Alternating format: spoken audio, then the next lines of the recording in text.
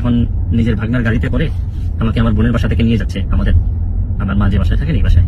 এই মুজিব কোট গায়ে দিয়া শেখ হাসিনার জন্য জীবন দিবেন, দেশ ছেড়ে কখনোই পালাবেন না, কিন্তু কথা রাখে নাই ব্যারিস্টার সুমন। তিনি আসলে সকালবেলায় ব্যারিস্টার সুমন তিনি বাংলাদেশ ছেড়ে চলে গেছেন। আপনারা জানেন দিন শেষে যখন তার পতন হলো, সেই পতন ইস্যুতে এবার মার্কিন যুক্তরাষ্ট্রকে দায়ী করে বেশ কিছু কথা বলেন। কিন্তু আসসালামু আলাইকুম সম্মানিত দর্শক শ্রোতা, আপনাদের কাছে একটি গুরুত্বপূর্ণ ইনফরমেশন নিয়ে এসেছি ব্যারিস্টার সুমনের। তিনি বাংলাদেশ থেকে পালিয়ে আমেরিকায় চলে গিয়েছে, সেখানে বসে গুরুত্বপূর্ণ কিছু কথা বলেছেন, বলতে পারেন আওয়ামী লীগের গোপন তথ্য ফাঁস করে দিয়েছেন ব্যারিস্টার সুমন। যে কোনো মুহূর্তে বিপদে পড়তে পারেন আওয়ামী লীগ সরকার, শেখ হাসিনা। সম্মানিত দর্শক শ্রোতা, ব্যারিস্টার সুমন এমন গোপন তথ্য ফাঁস করেছেন, কি তথ্য দিয়েছেন এদেশের জনগণকে, আপনারা শুনলে জাস্ট রীতিমতো অবাক হয়ে যাবেন। তার এই কথা সম্পর্কে, তার এই গোপন তথ্য সম্পর্কে নাইমিলি টু ভাইয়ের এক ভাই কিছু গুরুত্বপূর্ণ ইনফরমেশন দিয়েছেন, যা শুনলে আপনারা রীতিমতো অবাক হয়ে যাবেন। তো বেশি দেরি না করে আমরা ভিডিওতে চলে যাই, আপনারা মনোযোগ সহকারে ভিডিওটি দেখতে থাকুন। আওয়ামী লীগের মধ্যে যেই কয়েকজন পরিচ্ছন্ন নেতা আমার কাছে আইডলিজমের জায়গায় ছিল, এর মধ্যে ব্যারিস্টার সাইদুল হক সুমন ভাই ছিল। বাট আপনার at the end of the day এই ছাত্র আন্দোলনকে কেন্দ্র করে যাবার আগে তার দুইটা বক্তব্যকে কেন্দ্র করে রাতারাতি তিনি যেই জায়গাতে পৌঁছেছিলেন সেখান থেকে ধাপাস করে মাটিতে পড়ে গেছেন। আর এই ঘটনাগুলোর মধ্যে খুবই গুরুত্বপূর্ণ একটা অংশ হচ্ছে যখন ছাত্ররা রাজপথে নেমেছিল একদম শেষ মুহূর্তে, তখন তিনার কিছু বক্তব্য ছিল যে এই মুজিব কোট গায়ে দিয়া শেখ হাসিনার জন্য জীবন দিবেন, দেশ ছেড়ে কখনোই পালাবেন না, কিন্তু কথা রাখে নাই ব্যারিস্টার সুমন। যতটুকু তথ্যসূত্র বিভিন্ন সোর্সের মাধ্যমে আপনার যতটুকু তথ্য সামনে আসছে, যেদিন সাবেক প্রধানমন্ত্রী শেখ হাসিনা তিনি বাংলাদেশ ছেড়ে গেলেন, ওই দিন আসলে সকালবেলায় ব্যারিস্টার সুমন তিনি বাংলাদেশ ছেড়ে চলে গেছেন। আপনারা জানেন যে শেখ হাসিনা বাংলাদেশ ত্যাগ করার কয়েক ঘন্টা পরই, সম্ভবত 2 থেকে 3 ঘন্টা পর এয়ারপোর্টের সবগুলো ফ্লাইটকে বন্ধ করে দেওয়া হয়েছিল। আর এর আগেই প্রায় 90 জন এমপি মন্ত্রী এর আগে এবং এর পরে তারা বাংলাদেশ ছেড়ে পালিয়েছেন। জাস্ট 24 ঘন্টা পর থেকে যারা বাংলাদেশ ছেড়ে পালানোর চেষ্টা করছিলেন তারা কেউই কিন্তু আর বাংলাদেশ থেকে বের হতে পারেনি। পাশাপাশি আমাদের সীমান্ত সিলগালা করে দিয়েছিল বিজেপি প্লাস আমজনতা, যে আবার ভারতীয় বিএসএফও ওই মুহূর্তে খুবই শক্ত অবস্থানে গিয়েছিল যেন বাংলাদেশ থেকে কোনো অনুপ্রবেশকারী তারা ভারতে প্রবেশ করতে না পারে।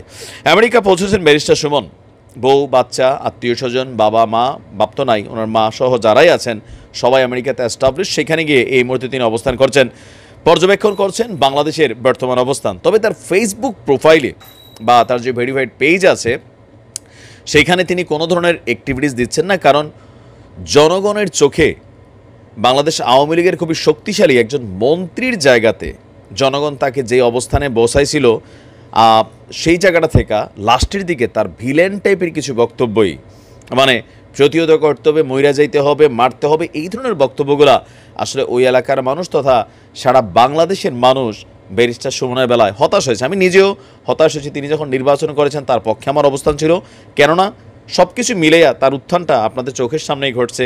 তার বিভিন্ন কর্মকাণ্ডের মাধ্যমে যে তিনি করছিলেন সেগুলোতে মানুষ উপকৃত হইতো। প্রায় 70টার কাছাকাছি ব্রিজ করেছে নিজস্ব অর্থায়নে। তবে সকল কিছুর পেছনে যে ক্ষমতা কেন্দ্রিক তার চিন্তাভাবনা ছিল সেইটাই সবাইকে আশ্চর্য করেছে। যদিও তিনি আওয়ামী লীগ থেকে তিনি কিন্তু নমিনেশন পান নাই, তিনি তার জায়গা থেকে নির্বাচনটা করেছেন বিরোধী দল বা ডামি প্রার্থী হিসাবেই, বা আমরা যেই নির্বাচনটা দেখেছি আর কি। তো ব্যারিস্টার সুমন নিশ্চয়ই এই মুহূর্তে বুঝতে পারছেন যে যেখানে আগে ব্যারিস্টার সুমনের জন্য লক্ষ লক্ষ মানুষ রাজপথে নেমে যেত, অথবা তিনি কোথাও গেলে লক্ষ লক্ষ মানুষ তাকে ভালোবাসা দিত, কিন্তু আজকে তিনি মুখের মধ্যে মাস্ক লাগাইয়া মার্কিন যুক্তরাষ্ট্রে বসবাস করছেন, ঘর থেকে বের হতে পারছেন না লজ্জায়, কারণ মানুষ দেখলেই তারে ভুয়া ভুয়া স্লোগানের পাশাপাশি আরও অনেক কিছু হয়তো বা করবে। বিষয়টা খুবই মর্মান্তিক আমার কাছে এই কারণেই যে আসলে এই জাতির মধ্যে আপনি কারে আইডিয়োলজিমের জায়গাতে বসাবেন। সবার পেছনেই যত কিছু আছে সব কিছুর পেছনে রাজনীতি, ক্ষমতা, আর এগুলাকে পুঁজি কইরা টাকা পয়সা বানানো অনেক কিছু। তো ব্যারিস্টার সুমনের সর্বশেষ অবস্থান দেখে এটাই মনে হয়েছে যে জাতিকে হয়তো একটা বিভ্রমের মধ্যে রাখছিলেন, দিন শেষে হয়তো তিনিও লুটপাট টুটপাটি করতেন, এটাই তো মনে হয়েছে। কারণ তিনি যেই জায়গাটাতে ছিলেন সেটা বাংলাদেশের মানুষ তাকে পজিটিভ সাপোর্ট করত, কিন্তু তিনি দিন শেষে এসে পল্টি নিয়ে ফেললেন। সাবেক প্রধানমন্ত্রী বাংলাদেশ আওয়ামী লীগের সভানেত্রী শেখ হাসিনার পতন হয়েছে। দর্শক, এই পতনকে ঘিরে নানান ধরনের চাঞ্চল্যকর তথ্য ভারতীয় মিডিয়া প্রকাশ করছে। পাশাপাশি লম্বা সময় পর শেখ হাসিনা তিনি আজকে জাতির উদ্দেশ্যে মানে তার নেতাকর্মীদের উদ্দেশ্যে একটা বার্তা পাঠিয়েছেন।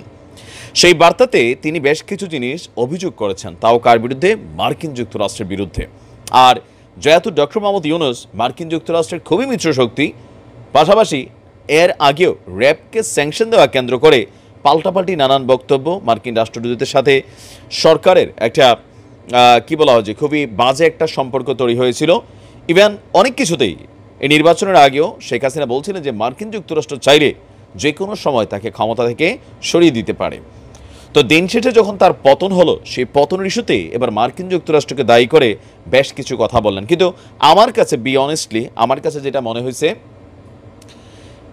কয়েকটা ভুল সিদ্ধান্তই শেখ হাসিনাকে এই পতনের দ্বার প্রান্তে নিয়ে আসছে। যেদিন প্রথমবারের মতন আবু সাঈদের বুকে গুলি চালানো হয়েছিল, ওই দিন যদি তিনি সাথে সাথে বিষয়টা নিয়ে বিভাগীয় ইনভেস্টিগেশনের নির্দেশ দিতেন, পরের দিনই তিনি রংপুর চলে যেতেন, তাহলে ছাত্রছাত্রীরা এই লেভেলটায় যাইতো না। বা পশ্চিমারা আমেরিকা সারা পৃথিবীতেই গুটিবাজি করে, কিন্তু এই গুটিবাজি করার চান্সটা কিন্তু শেখ হাসিনা নিজেই দিয়েছেন।